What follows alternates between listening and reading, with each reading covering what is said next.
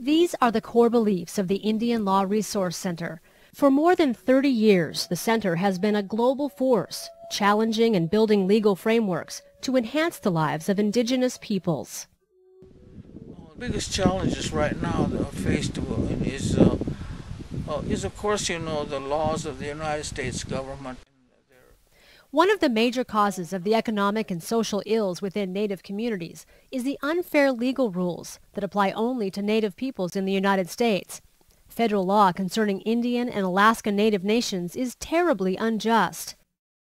We have taken on cases on behalf of the Shoshone and the Mohawk nations and others with the goal of changing some of these laws. We also seek to strengthen sovereignty rights so that tribes can better protect their people. This is more critical now than ever. Native women face the highest rates of sexual violence and physical assault of any group in the U.S. Entonces, dentro de esto pasará pues la carretera, proyecto IRSA, lo que están haciendo de Perú a Brasil. In Peru, an interoceanic highway threatens the existence of the Florida Ucayali community. The project will run right through their village. The center is working to educate the World Bank and other global programs about the impact of development projects such as this, which have devastating effects. The projects not only affect the environment, but also human rights. The center's hallmark work is related to the United Nations Declaration on the Rights of Indigenous Peoples. Center staff have played a major role in the development of the declaration for more than 30 years.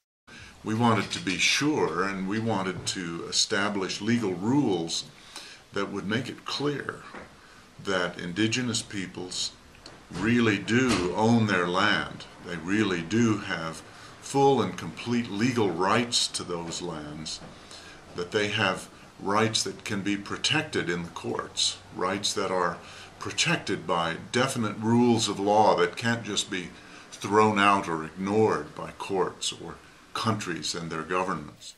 The declaration was adopted by the UN General Assembly in 2007.